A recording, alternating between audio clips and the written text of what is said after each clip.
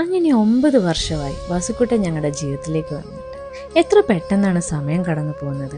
Birthday special ആയതുകൊണ്ട് തന്നെ ഇന്ന് ആറന്മുളയമ്പലത്തിൽ പോകാൻ തീരുമാനിച്ചു. സുട്ടുവിൻ്റെ ചോറുകൊടുപ്പിന് ശേഷം ഇന്നാണ് ഞങ്ങൾക്ക് ആറന്മുളയമ്പലത്തിൽ പോകാനായി ഒരു ഭാഗ്യം ലഭിച്ചത്. ദീപാരാധന സമയമായിരുന്നു. അതുകൊണ്ട് തന്നെ ഭഗവാനെ തൊഴുത് കുറച്ചു നേരം അമ്പലത്തിൽ ഇരുന്നിട്ടാണ് ഞങ്ങൾ പോകുന്നത്. അടുത്തായി പോകുന്നത് വസുക്കുട്ടിന് ഒരു കേക്ക് വാങ്ങിച്ച് മുറിക്കണം. എങ്കിലും പിന്നെ നേരെ സെൻറ് ജോർജിൽ പോകാൻ തീരുമാനിച്ചു.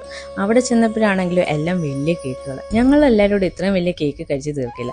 എങ്കിലും പിന്നെ ഒരു ചെറിയ കേക്ക് വാങ്ങിച്ചിട്ട് ചെറിയ ആഘോഷമാക്കാൻ തീരുമാനിച്ചു. എന്തായാലും ആൾ നല്ല ഹാപ്പി ആയിരുന്നു. അവൻ കേക്ക് കട്ടിയുമ്പോഴെല്ലാം എൻ്റെ മനസ്സിൽ തോന്നില്ല അടുത്ത വർഷം അവന് 10 വയസ്സാകും. എനിക്ക് പലപ്പോഴും അത്ഭുതമാണ് ഇത്രയും ചെറിയൊരു അനിയൻ ഞങ്ങൾക്ക് ഓർക്കാപ്പുറത്ത് ഞങ്ങളുടെ ലൈഫിലോട്ട് വന്നതും ലൈഫ് ചേഞ്ച് ആയതും ഒക്കെ. പലരും എന്നെയും വസുവിനെ കാണുമ്പം ചോദിക്കാറുണ്ട് ഇത് എൻ്റെ മോനാണോന്ന്. കഴിഞ്ഞ ദിവസം തന്നെ ഒരു പയ്യൻ വന്നിട്ട് ചോദിച്ചു ആൻറ്റി ഇത് ആൻറ്റിയുടെ മോനാണോന്ന്.